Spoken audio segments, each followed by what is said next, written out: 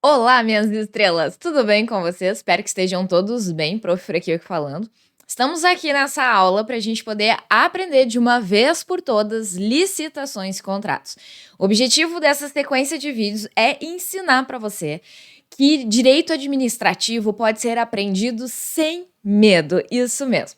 A gente vai estudar aqui os principais pontos sobre licitações, contratos e, evidentemente, nós vamos estar nos aprofundando na Lei 14.133. Essa legislação é super importante para sua preparação para a OAB, para concursos públicos ou, claro, para quem quer atuar depois na prática dentro dessa seara, tá? Então eu quero que vocês me acompanhando aqui. Eu tenho um material que eu vou reproduzir na tela para vocês, que é a legislação. Às vezes essa legislação vai estar de forma esquematizada para facilitar a sua compreensão. E eu quero que você se sinta bem à vontade para deixar perguntas se você tiver alguma dúvida, certo? Vamos lá, vamos começar. Olha só, na tela para você então. A gente começa com a Constituição Federal. É muito importante o nosso estudo, ele começar com a Constituição, porque a necessidade de licitar, ela começa lá no artigo 37, eu vou pegar minha canetinha aqui e vou rabiscar um pouquinho esse nosso material. Então, lá no artigo 37, inciso 21 da Constituição Federal, que a gente tem essa necessidade de licitar. Por quê? Porque lá vai falar que, ressalvados casos previstos em legislação específica, a gente vai precisar de um processo de licitação pública para poder contratar alguém para executar alguma obra, algum serviço, compras, alienações de bens também. E a lei primordial aqui no nosso estudo não é a única. Bem importante observar isso aqui com vocês. A lei que eu vou agora apresentar a vocês não é a única lei que trata sobre licitações e contratos. Mas, sem sombra de dúvidas, é a mais importante. Por quê? Porque ela é a lei geral que traz as regras gerais de licitações e contratos, tá? Então, vamos lá. A lei específica que traz essas regras gerais é a Lei 14.133 de 2021. É uma legislação nova. Ela foi promulgada no dia 1º de abril de 2021 e ela vem para substituir a lei antiga de licitações e contratos, que era a Lei 8.666 de 1993, tá? Então, a lei vigente agora é a 14.133. E veja só, a Constituição fala, então, sobre a necessidade de efetuar o processo licitatório para poder a administração contratar. Então, vamos lá, vamos pensar. A administração pública, ela quer contratar uma empresa, uma construtora, para construir um novo hospital público. Show! Ela vai ter que observar essas regras dentro desta lei para poder contratar. Tá? E aí a legislação ela vai estabelecer o passo a passo do regramento que deve ser observado para que ela consiga contratar atendendo aos princípios constitucionais e todas as diretrizes, né, estabelecidas na própria Constituição e também na legislação infraconstitucional. Então, quando eu tenho um servidor público dentro da administração, ele não pode sair contratando qualquer pessoa. Ah, porque eu vou contratar, né, o fulano lá, que é meu amigo, porque eu sei que é uma construtora, ó, de confiança. Posso? Não posso. A contratação, ela precisa observar princípios, como o princípio da isonomia, ou seja, da oportunidade para todo mundo participar desse processo licitatório e ter a possibilidade de contratar junto com a administração pública. Tem que observar o princípio da impessoalidade, quer dizer, eu não posso contratar alguém por critérios pessoais, né? Porque eu quero que seja tal construtora. Não, isso é baseado em critérios subjetivos. E lá no artigo 37 caput da Constituição Federal, a gente vai ter o quê? Que a contratação, na verdade, a atuação de modo geral da administração pública, ela precisa ser baseada na impessoalidade. Significa critérios objetivos. Para quê? Para eu poder atender à supremacia do interesse público, certo?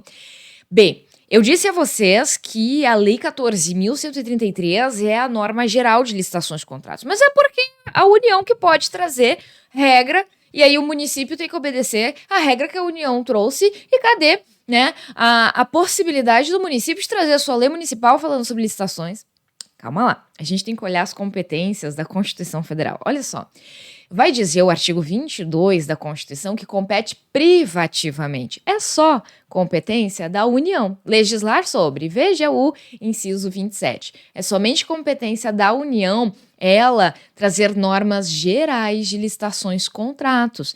Então, o que pode acontecer é o município, o estado, ele trazer uma legislação, né, ali municipal ou então estadual que venha a estabelecer regras específicas, mas sem violar as regras gerais, porque elas são privativas da União. Então, a União que estabelece as regras privativamente, certo? E aí que vem a Lei 14.133 trazer essas regras gerais sobre licitações e contratos, tá? Vamos lá, continuando aqui no nosso estudo. Exatamente o que é licitações, né? E aí o nosso Baby Yoda vai aparecer aqui, olha só. Licitações, gente, é um procedimento, ou seja, uma sucessão de atos para um determinado fim. Este fim são os objetivos que estão estipulados lá no artigo 11 da Lei 14.133. Então, licitações é uma sucessão de atos. Como assim uma sucessão de atos? Mas que coisa mais confusa. Veja bem, imagine se você agora resolve fazer um concurso público. Aí você passa no concurso público. Chegou lá na administração pública. E a administração pública coloca você no setor de licitações e contratos. Você não sabe por onde começar. O que você vai fazer? Primeiro, vai estudar a legislação. Por quê? Porque a Lei 14.133 vai trazer todo o regramento necessário para a execução dos processos licitatórios, tá? Então, ela que vai definir todas essas regras. Assim, não vai ter cada servidor fazendo da forma como bem entender, né? Não, a gente vai ter um procedimento regulado, um passo a passo regulado dentro de uma legislação. Na verdade, não é dentro de apenas uma legislação, né? Vamos começar por aí. A gente vai ter mais legislações, inclusive outros atos administrativos, como as instruções normativas, decretos, que também vão estabelecer regras sobre o processo licitatório. Mas tudo começa lá na Lei 14.133. Vamos nos preocupar primeiro com ela, pode ser? Tá? Vamos nos preocupar com ela. O que a gente vai ter de norma vigente e alterações legislativas? Olha só. A gente teve de alterações. Então, essa lei, eu vou até botar aqui novamente para você, a Lei 14.133 de 2021, ela alterou a Lei de Concessão Comum e a Lei de Concessões Especiais de Parceria Público-Privada. Então, ela altera a Lei 8.987 de 95 e altera a Lei 11.079 de 2004.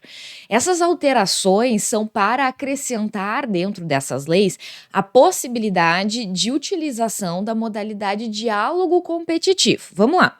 Lá em serviços públicos se estuda que para fazer um contrato, ou melhor, para conceder um serviço público ao particular, é preciso fazer um contrato de concessão com ele. Mas para eu ter um contrato de concessão, eu preciso ter um processo licitatório antes. E essas leis de concessão, elas tratavam antes apenas da modalidade de concorrência para poder, então, né, conceder o serviço público ao particular. Entretanto, a partir da Lei 14.133, passou-se a incluir também a possibilidade do diálogo competitivo. Então, hoje lá vai existir a modalidade de concorrência e a modalidade do diálogo competitivo. No avançar aqui das aulas, a gente vai entender melhor o que é essa tal de concorrência e o que é esse tal de diálogo competitivo. Calma, só saiba agora que tem previsão lá dentro de concessões e permissões também sobre essa nova modalidade de licitações, tá? Bem, a gente teve revogação. Essa Lei 14.133, ela revoga a lei do RDC, a lei velha de licitações, a 8.666, e a lei também antiga de pregão, que era 10.520. Então, essas normas, elas deixam de ser aplicadas desde 31 de dezembro de 2023. Elas não são mais aplicadas, porque agora a gente tem todas as regras concentradas ali na Lei 14.133, ok? E tem mantidas sem nenhuma alteração a lei que fala sobre contratações de publicidade. Então, quando a administração pública quer contratar serviços de publicidade, então a lei 12.232 e tem a lei das estatais. A lei das estatais, a lei 13.303, traz regras próprias de licitações e contratos. Então, atenção, hein? As empresas públicas e sociedades de economia mista, elas vão seguir norma própria de licitações e contratos, que está lá na Lei 13.303. Isso significa, presta atenção em mim, isso significa que a Lei 14.133 não será aplicada para as estatais, tá? Seguindo aqui. Vamos lá. O que nós temos também de alterações importantes que vieram a partir da Lei 14.133 é alterações no Código de Processo Civil, que incluiu situações de trâmite preferencial no artigo 1048 do Código de Processo Civil, relativo a normas gerais de licitações e contratos, e também no Código Penal. O Código Penal ele recebeu um capítulo novo, que é o capítulo 2B. O 2B é para falar só sobre os atos os atos criminosos, né? Enfim, tipificação penal aí sobre atos envolvendo licitações e contratos. Então, hoje não há mais crimes dentro da lei de licitações e contratos, porque eles passaram a estar dentro do Código Penal. E aí nós vamos ter lá, vai falar então sobre crimes envolvendo contratação direta e ilegal, frustração do caráter competitivo da licitação, patrocínio de contratação indevida, modificação do pagamento irregular em contrato, perturbação do processo licitatório, violação do sigilo de licitação, afastamento de licitante, fraude em licitação ou contrato, contratação inidônea, impedimento indevido, omissão grave de dado ou informação por projetista. Então esses crimes são novos lá dentro do Código Penal, tá? Vamos lá. Antes eu disse para vocês que a licitação é uma sucessão de atos que visa, então, atingir os objetivos do artigo 11. Vamos entender quais são esses objetivos, né? Então, lá dentro da Lei 14.133, a gente vai ter como objetivos: 1. Assegurar a seleção da proposta apta a gerar o resultado da contratação mais vantajoso, o resultado da contratação mais vantajoso para a administração pública, inclusive o que se refere ao ciclo de vida do objeto. Então, a licitação, ela visa, né, procurar a contratação que seja mais vantajosa para a administração pública, não necessariamente a mais barata. A gente vai ver que existem os critérios de julgamento. Pode ser menor preço? Pode. É, inclusive, um critério muito utilizado no pregão, mas não necessariamente sempre será o menor preço a vencedora. Então, a proposta mais vantajosa, ela requer um conjunto, né, de normas a serem observadas aqui da Lei 14.133 que vão garantir, de fato, que aquela contratação é a mais adequada para a administração pública. Assegurar tratamento isonômico.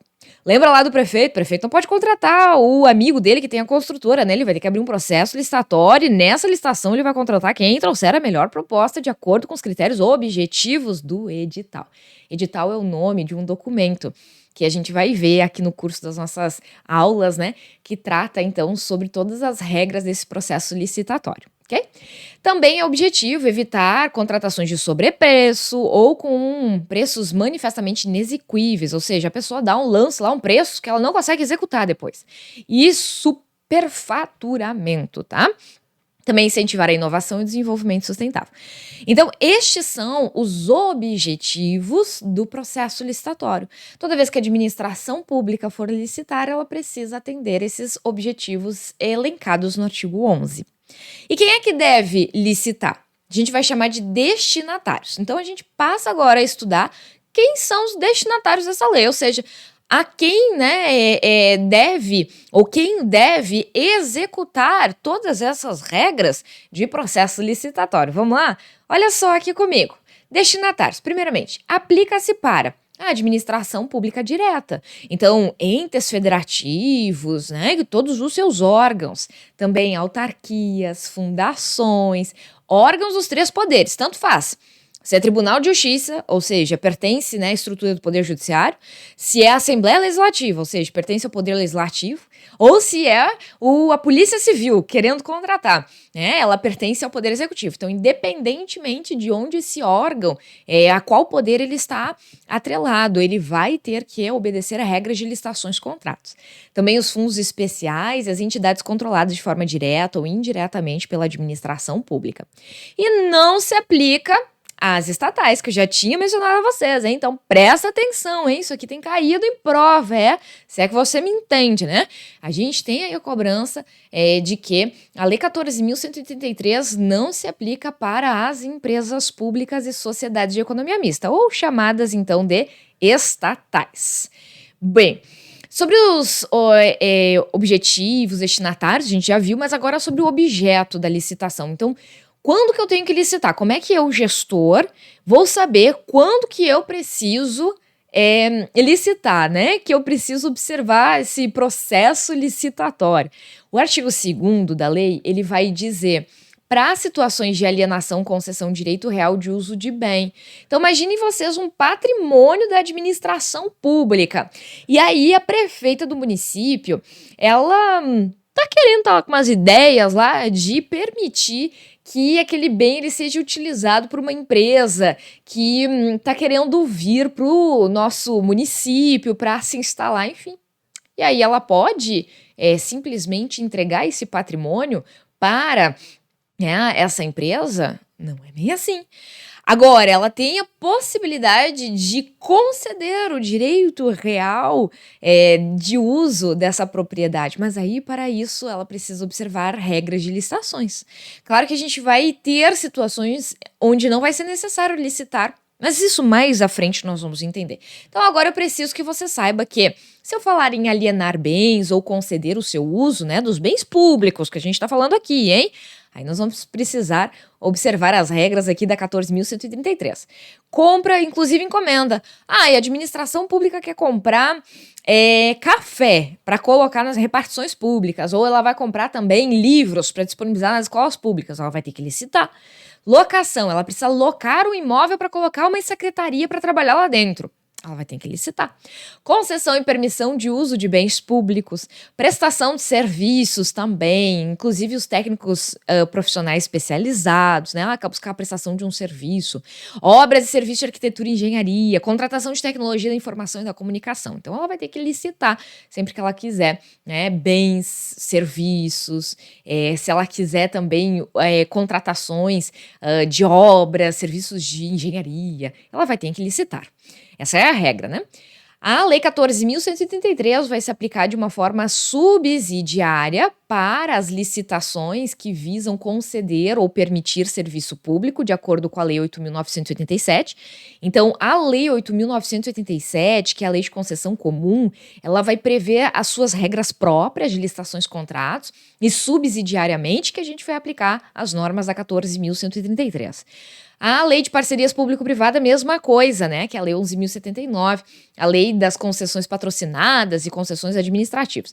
A Lei 14.183 também se aplica subsidiariamente a essa lei de PPPs. E aos serviços de publicidade de agência e propaganda, que é a Lei 12.232. Então, se a administração pública ela avisa contratação de serviço de publicidade, ela observa primeiro as regras da Lei 12.232 e subsidiariamente ela aplica, então, as regras da 14.133, tá? Agora, não se aplica. Lá no artigo 3º, parágrafo 1º da lei, vai dizer que não se deve aplicar esta lei 14.183 para contratos com objeto de operação de crédito interno ou externo, também a contratações sujeitas a normas previstas em legislação própria, ou, de novo, reforço, né, para empresas públicas, sociedades de economia mista, a gente não vai aplicar a lei 14.183 porque existe uma vedação expressa na lei, tá? Então, é vedado expressamente, não é nem aplico subsidiariamente, não aplico, ok? Coloca isso na tua cabecinha, tá? Vamos lá. A gente vai falar agora sobre princípios. Lá no artigo 5º da lei, ele vai tratar sobre princípios super importantes que devem ser observados dentro dos processos licitatórios. E aí vai aparecer aqui na tela para vocês. Desenvolvimento nacional sustentável, princípio da legalidade, da impessoalidade, da moralidade, da igualdade, da publicidade, da probidade administrativa, da vinculação ao edital, do julgamento objetivo, da eficiência, do interesse público, do planejamento, da transparência, da eficácia, princípio da segregação de funções, da motivação, da segurança jurídica, da razoabilidade, da competitividade, o princípio da proporcionalidade, da celeridade e ainda da economicidade e, por fim, as disposições da LINDB. Todos esses princípios devem ser seguidos nas licitações e nas contratações públicas. Aí eu deixei coloridinho aqui para vocês aqueles que têm mais incidência em provas e vou chamar a atenção de vocês para o segregação de funções. Ele é, sem dúvida, um dos princípios mais importantes. Por quê?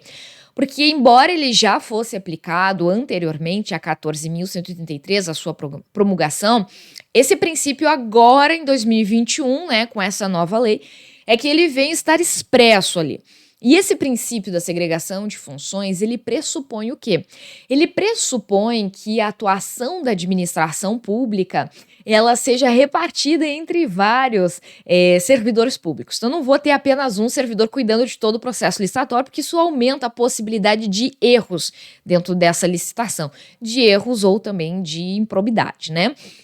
Bem, então a segregação de funções, ela pressupõe que a gente vai poder dividir a administração vai ter que repartir, né, principalmente as etapas mais complexas, que tem uma probabilidade maior de erros, ela vai dividir entre servidores públicos diferentes, para que a gente consiga diminuir, né, esses erros ou também as situações corruptas, certo? Do princípio da publicidade, é interessante que a lei ela vai dizer o seguinte, que quando um processo licitatório vai acontecer, a administração pública tem obrigação de publicizar essa informação nos jornais diários, de grande circulação, no sítio oficial, no Portal Nacional de Políticas Públicas, o PNCP, que é uma novidade da Lei de Licitações e Contratos, e facultativamente diretamente ao interessado, de acordo com o artigo 54. Então, veja, quando a administração, então a prefeitura decidiu que vai contratar uma construtora para construir uma nova escola no município. Bacana. Ela vai ter que licitar. Então, ela vai seguir todas as fases necessárias, que a gente vai aprofundar depois, e ela vai ter que publicar esse edital, que é chamado de instrumento convocatório, né, para que todo mundo tenha conhecimento de que ela está licitando e quem quiser participar possa ter a oportunidade de participar. Ela vai ter que publicizar, então, nesses meios de comunicação, para que as pessoas possam saber e, tendo interesse, evidentemente, elas venham a participar. A gente vai ter uma regra de transição sobre essa questão da publicidade, lá no artigo 176. Ela vai dizer que os municípios com menos de 20 mil habitantes, eles ainda podem ter um tempo a mais para poder se adaptar a essa necessidade de divulgação em sítio eletrônico oficial, né? Também algumas regras do princípio da segregação de funções. Então, existe ali um período de transição. Basicamente, o que o artigo 176 ele vai nos dizer é que a regra de publicar o edital no PNCP, Portal Nacional de Contratações Públicas, para os municípios com menos de 20 mil habitantes, ele vai ter um tempo maior. Esse tempo maior é de 6 anos para poder se adaptar a essa nova regra, né? Então, ele não teria necessidade de já imediatamente sair publicando no PNCP. Ele vai ter um tempo aí de adaptação, tá? Bem, seguindo aqui, a gente vai começar a estudar o tópico de agentes públicos que conduzem o processo licitatório. E aí, a gente vai falar sobre as diferentes formas não, mas os diferentes agentes envolvidos. Eu vou apresentar uma tabela para vocês e vou ensinando o artigo 8º, aqui primordialmente o artigo 8º, de acordo com essa tabela. Antes, na velha lei de licitações e contratos, a gente tinha uma comissão de licitação. Hoje a comissão de licitação não é mais uma necessidade. Ela é uma possibilidade, mas não uma necessidade. O que a gente vai ter é o agente de contratação. Esse agente de contratação é, portanto, a regra. Essa pessoa, vou dar um nome para ele, vai ser o Mévio, tá? O Mévio, que vai ser o nosso agente de contratação, ele vai ser responsável por conduzir a licitação até a homologação. A gente vai ver lá no artigo 17 que tem um passo a passo, né, das fases do processo licitatório, e é o Mévio que vai ter que cuidar dessa licitação aí.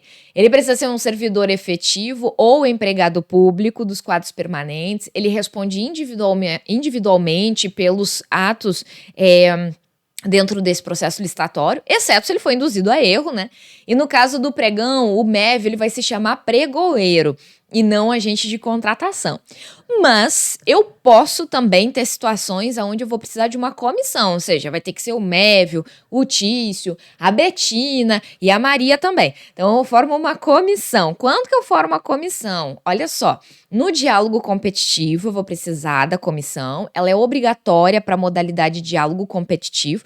A gente tem, pessoal, 5 modalidades licitatórias que a gente ainda vai aprender mais adiante. Então nós temos a modalidade da concorrência, o pregão, o leilão, o concurso e o diálogo competitivo, tá? No diálogo competitivo é obrigatório ter comissão. Então não é o MEF que cuida de tudo sozinho, não. Vai ter uma comissão. Deve ser servidor efetivo ou empregado público. Se também for um processo licitatório envolvendo bens e serviços especiais, que é o caso, por exemplo, da concorrência, que vai fazer essa contratação, também precisa de uma comissão, mas aí é facultativo e preferencialmente deve ser servidor efetivo ou empregado público. No mínimo 3 membros, hein? E a responsabilidade é solidária deles. Mas digamos que lá, numa reunião, a Betina, ela disse assim, não, mas eu não concordo, olha, isso não tá certo. Ela argumente e os coleguinhas, né, não vão acatar, enfim, aquela divergência dela. Ela pede para constar em ata que ela diverge daquele posicionamento e se der um brete lá na frente, vai acontecer o quê? Betina não vai responder, né, solidariamente. Por quê? Porque ela disse que, olha, ela entendia que aquilo era errado, tá? E nós temos ainda a banca. A banca vai ser utilizada quando nós tivermos um processo licitatório que envolve atribuição de nota, tá? De propostas técnicas, diferente da comissão de contratação, no mínimo 3 membros também, mas ela pode ser composta tanto por servidores, empregados públicos, mas também terceiros especialistas. E aí ela vai ser utilizada principalmente no âmbito de concursos, tá? Aí no âmbito de concurso, que é uma das modalidades do processo licitatório. Eu recomendo fortemente a leitura para vocês do artigo 6º, porque o artigo 6º ele traz várias definições super importantes, tá?